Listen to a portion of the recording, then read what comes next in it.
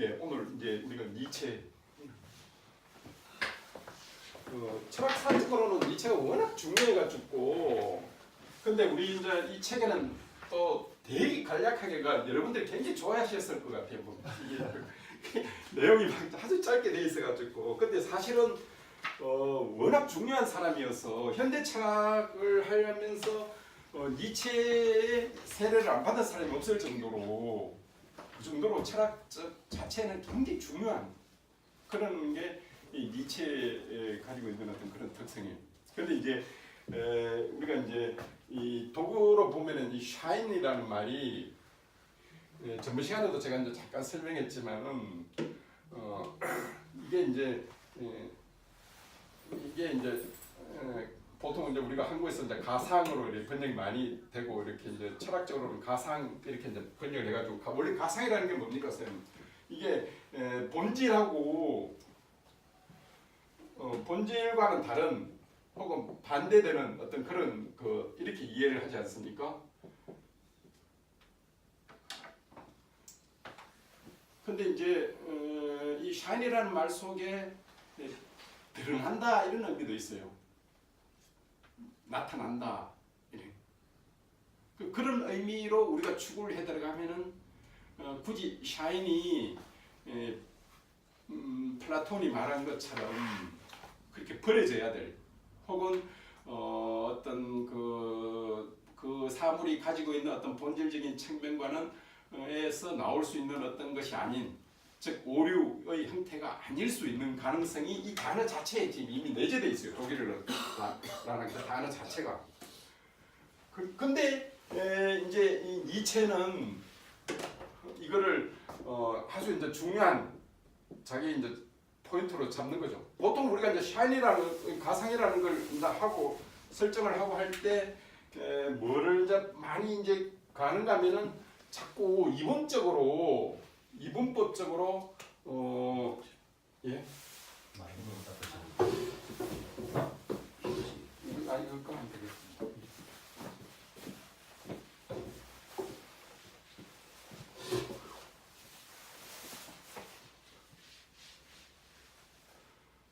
이제 제가 이제 할 때 가상에 대한 어떤 정확한 이해를 이제 새롭게 다르게 이제 하자는 거죠.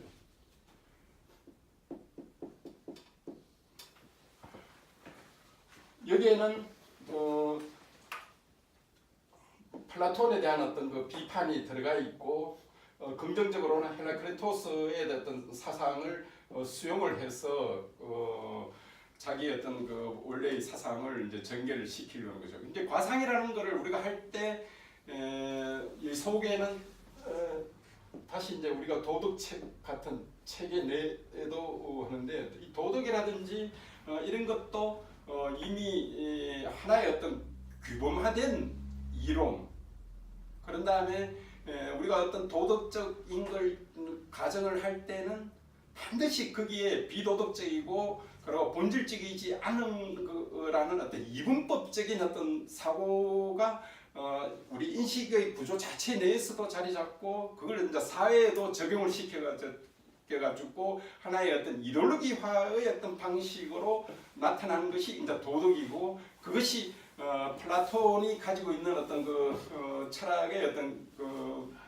사회 사적인 어떤 의미가 이제 여기 있다고 보는 거죠. 니체는 이걸 이제 일단 부정을 하죠. 어떻게 부정을 하는가 하면은 가상이라는 그 자체가 만약에 우리가 이제 어떤 도덕이라든지 아니면은 어떤 그 사회가 가지고 있는 여러 가지 어떤 그거를 하나의 가치 체계로 보는데 이 가치 체계 자체가 사실은 한 사회가 가지고 있는 어떤 도덕적인 어떤 여러 체계를 주관이라는 어떤 실체화를 시키고 그 실체화시킨 주관 속에서 보편적인 어떤 도덕이라는 것을 상정을 하고 그 보편적인 어떤 도덕 상정하에서 사회 그리고 우리 인간 그리고 우리 개인 자체를 파악을 함으로써 본래 우리가 가지고 있는 혹은 우리 본래의 어떤 그 존재의 어떤 구조가 오해되는 방식으로 이해가 되고 있다는 거죠.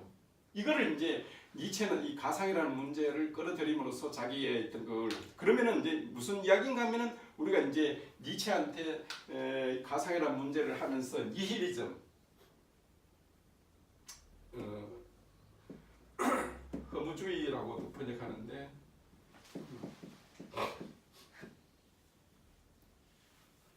그러니까 모든 도덕 체계 자체가 일종의 한 사회가 가지고 있는 어떤 이데올로기적인 어떤 그 성격을 띠고 그런 다음에 그 이데올로기적인 어떤 성격이 곧 우리 자신 그리고 존재 자체의 어떤 구조를 오해하고 은폐하게끔 작동을 하는 게 이 우리 지금 그 니체가 이전에 그 자기 당대 시대 때의 어떤 윤리에서부터 그 이전까지의 모든 존재론이 지배해왔던 방식이라는 거죠.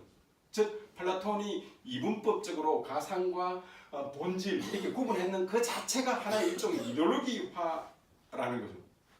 그거는 니체가 이제 무슨 이야기를 하는가 하면은 바로 이게 가상에 대한 어떤 긍정적인 어떤 평가를 이제 하는 거죠. 이게 이제 니체가 이전의 어떤 철학 자체를 완전히 좀 다른 방식으로 이해를 하는, 말하자면 여기에 어떤 이전의 어떤 철학에 대한 해체적인 어떤 그 사유 방식이 여기에 지금 내재가 되어 있죠.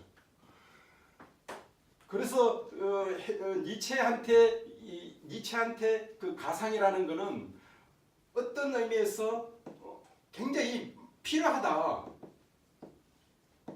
그리고 오히려 이 가상을 통해 가지고 존재의 어떤 그 근원에 대해서 바라볼 수 있는 어떤 그 가능성들이 주어져 있다는 거죠.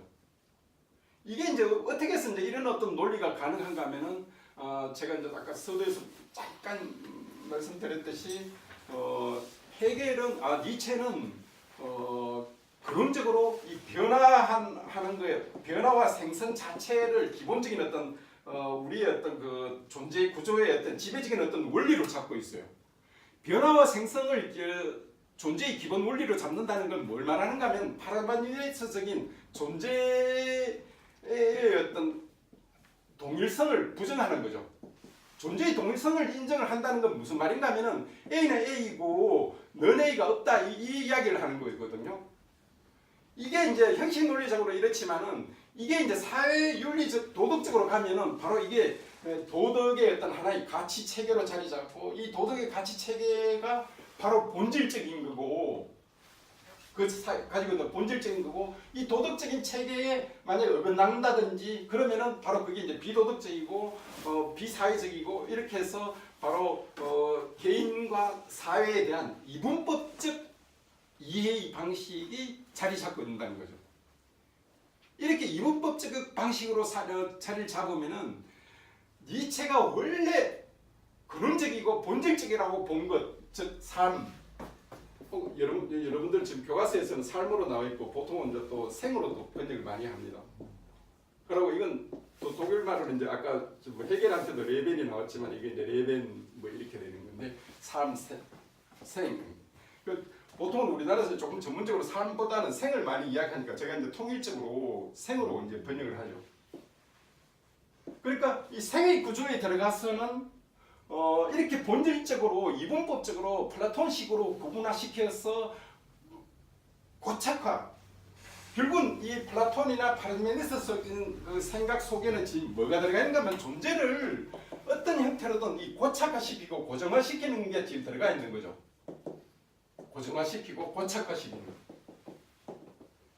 그런데 이 삶 자체를 들어가 보면은 원래 우리 있던 삶 자체가 들여다보면 이 삶 자체는 우리가 생성과 변화 속에 끊임없이 변화하는 마치 파도가 치는 속에 그 속에 작은 것 파도들이 다시 없어지면서 다시 또 파도가 일어나는 어떤 방식으로 우리의 삶 자체가 그런 식으로 구성이 되어 있는데 그거를 어느 한 부분을 딱 떼어내 가지고 그걸 절대화시키고 그거를 체계화시키면은 바로 그게 이제 도덕이 되고 플라톤식으로 이원론적 사회 구조의 어떤 체계로 자리를 잡게 된다는 거죠. 그러니까 니체가 이 레벤 즉 생이라는 것을 내세우는 것은 한편으로는 이런 어떤 종래의 어떤 이런 그를 부정을 하고 종래에 갖고 있는 이원론적 이걸 부정을 하니까 바로 이제 허무주의가 나오는데 왜 모든 도덕 가치를 다 부정을 하니까 허무주의가 탄생이 되는데 니체한테서의 어떤 이 허무주의는 다시 이제 또 긍정적인 의미를 또 갖죠. 이게 이제 어떤 의미 긍정적인 의미인가 하면은 이렇게 그 잘못된 어떤 구조가 를 없애는 차원에서는 완전히 없애는 차원에서는 우리가 어떤 허무적일 수 있긴 하지만은 바로 이 허무적인 어떤 사유 속에서 새로운 사유의 어떤 가능성이 탄생이 된다고 부르죠. 이게 이제 니체가 생이라는 걸 내세우고 동시에 그 비판을 하는 건데 뭔가 하면은 이런 이분법적 사유의 어떤 방식이 왜 나왔는지 그 기운이 어디 있는지를 밝히면서 그 대안이 바로 이 삶, 생 이거라는 거죠. 그러니까 이 잘못된 어떤 방식이 왜 나왔는지 그래서 이제 허무주의일 수도 있지만 그 허무주의 속에서 다시 이제 이런 것들을 전체의 이것도 가상의 하나로 보자. 여기 이제 굉장히 중요해요. 가상의 하나로 보자.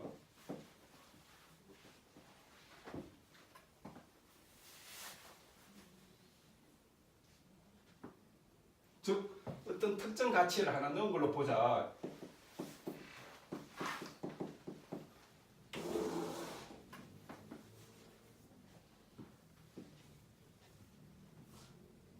이게 무슨 말입니까? 특정 가치를 하나 인정해 주자. 아니면은 그것도 가상의 어떤 하나로 보자.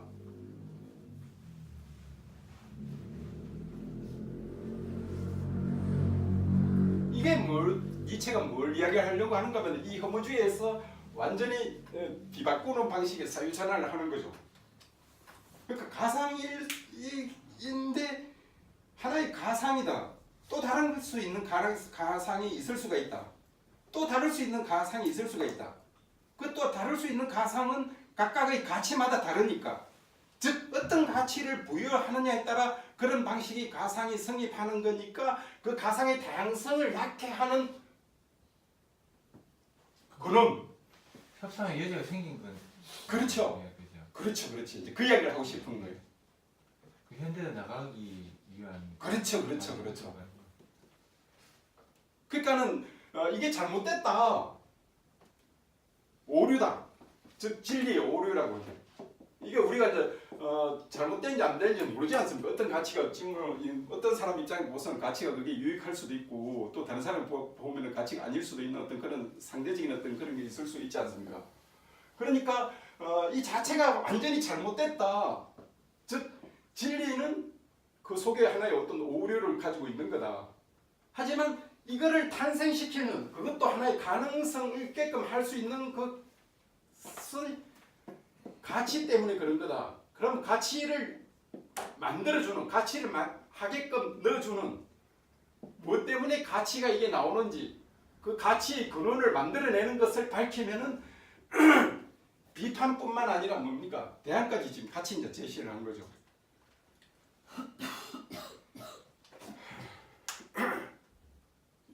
쌤, 좀 이해되는 것은 원장님 조금 이해가 안 됩니까? 다시 한 번 더 이야기할까요? 괜찮아요, 이게. 그게 뭐죠 그러면? 그게 이제 그 가치를 생성하는 그게 더 근원적인 게 생이라는 말씀입니다. 그렇죠. 네. 그게 이제 생이라는 거예요. 네. 생이라는 건 하나의 가상일 뿐이지만 그게 아니 우리 이제 존재의 근본 구조로 이제 있는 거죠. 제가 비유를 하자면 우리 이제 시골 마을에 이렇게 똑똑한 애가 있어서 이렇게 도시에 가서 공부하고 와서 막 자기가 많이 배웠다고 옳고 그러면 쫙 동네 와서 막 고치려고 많이 애썼는데 인간 본연의 그 지혜로운 할머니 이제 연세 들고 세상에 사는 지혜를 얻은 사람 다 용서 다 해주잖아요. 거기에 더 집중을 하자는 것 같은데 제가 보니까 어떤 옳고 그름의 같이 분명한 뭐 이데올로기가 있고 그걸 가지고 나누자는 게 아니고 어떤 이거 그러한 대로 뭔가 잘못된 게 있으면 이유가 있겠지. 우리가 이제 살면서 지혜로운 사람들은 그렇게 여기잖아요. 그러니까 그 생이라는 게 그런 역할을 하는 것 같더라고요 보니까. 이 비유가 원래 어떨 때 조금 잘못하면은 네. 그 핵심을 조금 이렇게 이제 갈 수도 있거든요. 그러니까 그 비유를 이제 예, 쌤그 이유를 이제 이해를 가지고 더 한번 또 다른 방식으로 제가 또 한번 설명을 해보죠. 예. 우리가 어떤 A에 대해서 여기 이제 많은 분들이 나름대로 어떤 가치를 어떤 데 둘 거예요. 여러분들 다 가지고 있는 가치를.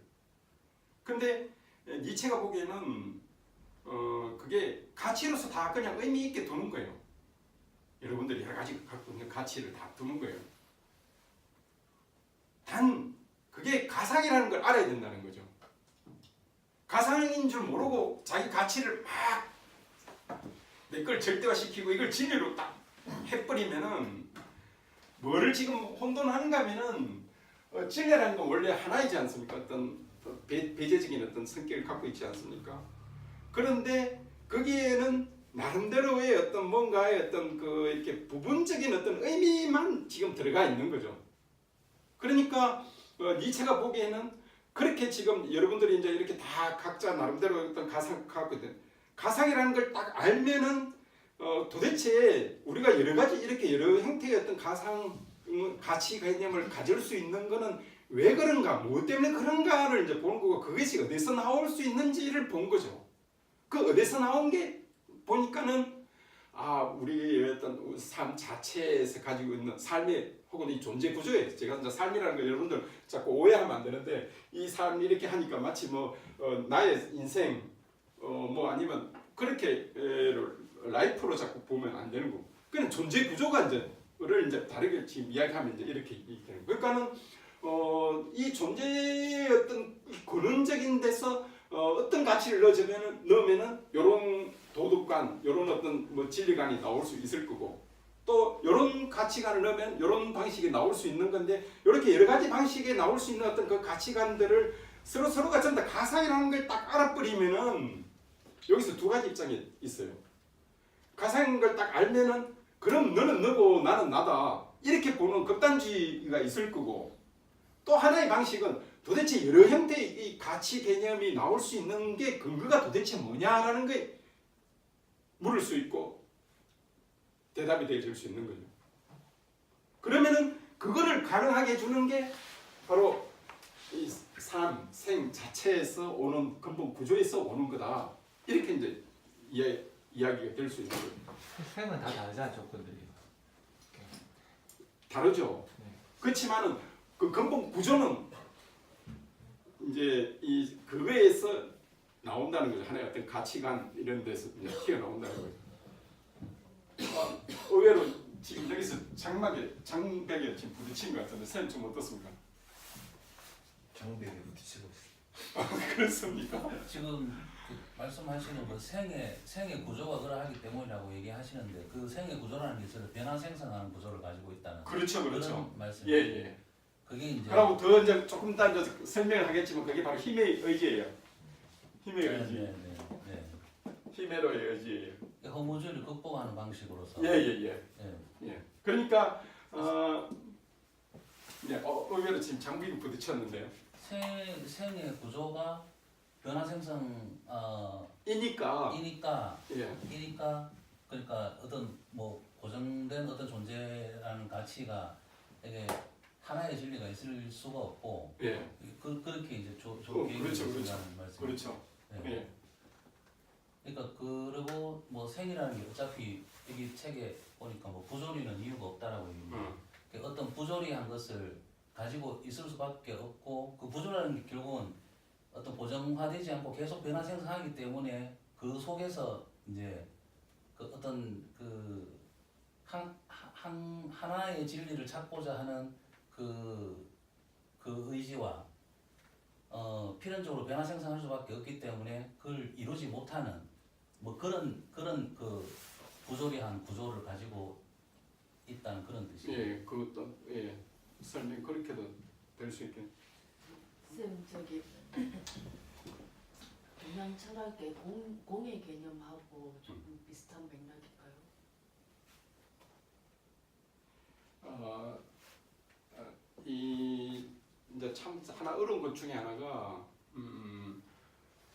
이 서양에는 이 사실은 이 조금 더 이제 그 하면은 이 현대 물리학 좀 들어가시면은 그 왜 저 음에서 왜 그 존재가 탄생되는 게 있지 않습니까? 그 현대 물리학 그 혹시 선생님 그거 좀 설명할 수 있습니까? 입자 뭐 반입자 그런 얘기인가? 예, 그건 다 가설이고요 사실.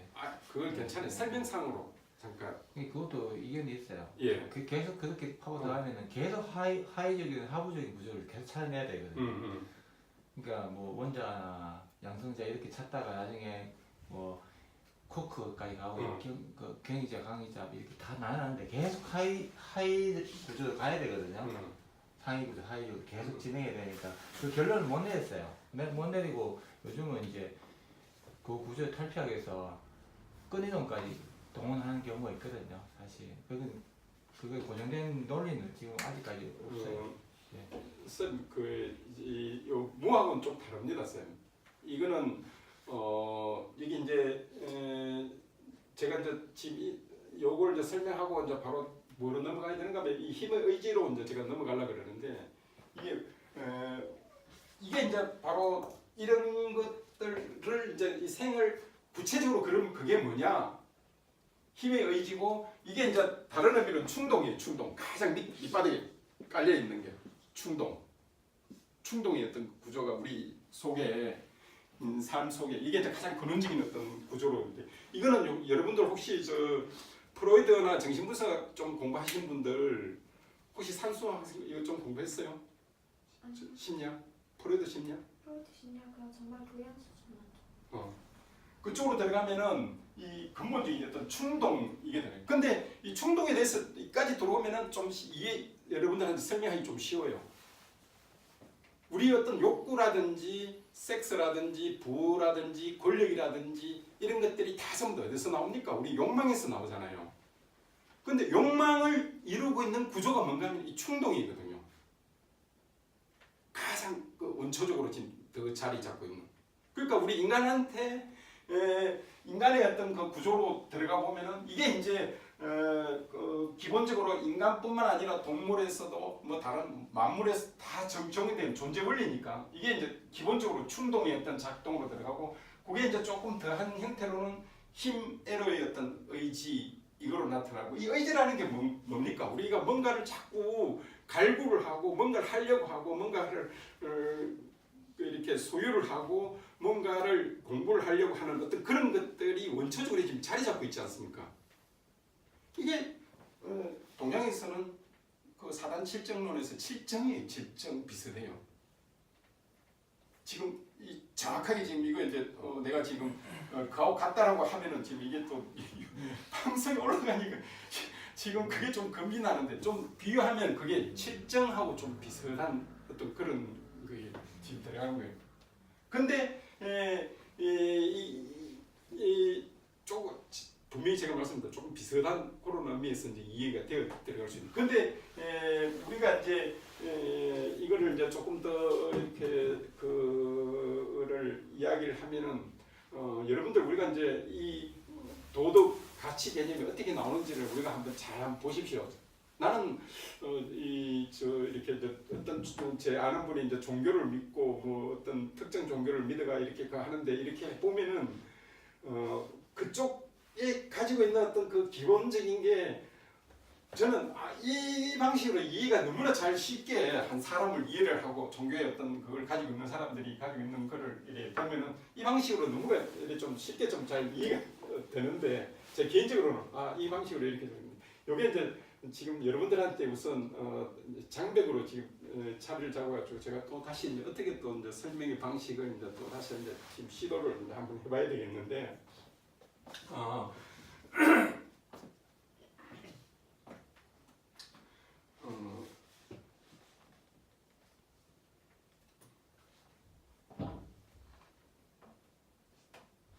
그 프로이드 심리학 프로이드가 그렇게 이야기를 했다 그래요. 니체 책을 읽고 싶지 않았대요. 근데 왜 니체 책을 읽고 싶지 않은가 하면은 자기가 막 밝혀냈던 것들이 이 니체한테서 막 이미 있는 거예요. 그러니까 자기들은 임상이나 이런 걸 통해 가지고 막 이렇게 밝혀냈는데 실제 어떤 그렇게 밝혀내가 나중에 어떤 사실이 나오는 게 니체한테의 어떤 기본 사상의 어떤 개념하고 비슷하고 그쪽하고 좀 유사한 어떤 그게 많이 나타났어. 의도적으로 이 프로이드가 니체의 그 사상이나 그쪽 개념 이런 것들을 의도적으로 안 보고 그렇게 했다 그래요. 그건 뭘 말하는가 하면은 한쪽은 지금 철학적으로 지금 들어가가지고 지금 이렇게 막 개념을 지금 밝혀내는 거고 한쪽은 그 임상적으로만 이제 들어가가지고 이제 밝혀내가 나중에 유사한 어떤 그걸 해서 오히려 니체 쪽에서 저 프로이드 쪽에서 그걸 오히려 처음에 연구 막 해나가고 할 때 조금 굉장히 니체에 대해서 막 어렵다라고 이제 그렇게 이야기하는 걸 어디서 책에서 제가 한번 읽은 적이 있어요. 근데 의외로 이 프로이드를 우리가 알면은 니체 이것도 어느 정도 왜 이렇게 지금 나중에 충동이라 이야기를 하고 권력의 어떤 의지라고 이제 이야기를 하고 하는 것들이 이제 나오는가 하면은 근본적으로 우리가 사유를 한다는 것 니체가 보니까는 우리가 사유를 한다는 그 자체는 우리가 가지고 있는 아주 인간의 어떤 큰 부분 중에 어떤 한 부분이라고 보는 거예요. 아주 그 일정한 한 부분만 지금 차지하고 있는 사유 인식이라는 거는 니체한테는 인식이라는 게 큰 속에 어떤 걸 하나 또 떼어내 가지고 나온 게 이게 인식으로 보는 거예요. 근데 이 속에 있는 그 자체가 바로 근본적으로 이 의지의 어떤 구조라는 거 이게 이제 무슨 생이라고 이제 이렇게 말하는 거 이걸 이제 그게 도대체 뭐냐? 바로 이거 힘의 어떤 의지다. 근데 힘의 의지가 뭔가를 자꾸 하려고 하고 뭔가를 만들려고 하고 뭔가 가지려고 하고 뭔가를 가지려고 하는 어떤 그런 기본적인 어떤 그 욕구의 어떤 그 구조 이런 걸로 우리가 이제 이해할 수 있어요. 그래서 프로이드가 그 이드 그런 면에도 이제 그게 이제 의식이 이제 이렇게 좀 나오는 것들 그 신청 뭐 초자아 자아 이드 이런 구조 나오지 않습니까? 그것도 이 니체가 여기 말하고 있는 어떤 의지의 어떤 그 구조하고 이런 의미에서 이제 이게 설명이 돼요. 왜냐하면은 니체는 여기서 지금 나오고 있는 거 여기서 이제 두 가지를 보는데 하나는 인식이 나오는 거고 이거는 이제 우리가 진리 이렇게 보는 거고 또 하나는 예술이 이제 나오고 이거 예술 넘어가야 되는데 이게 지금 여기서 제가 이제 막혀가 설명이 잘 안 돼요. 그런데 여러분들 죄송합니다. 지금 니체는 이 힘의 어떤 의지의 구조가 나오거나 툭 튀어 나오는 거 그 중에서 두 가지가 나올 수 있는데 그 중에서 하나가 예술이고 또 다른 하나가 이제 인식인데 이 인식이라는 게 여러분들이 알고 있는 우리가 과학적 진식이라든지 뭐 이런 걸 말하는 거예요.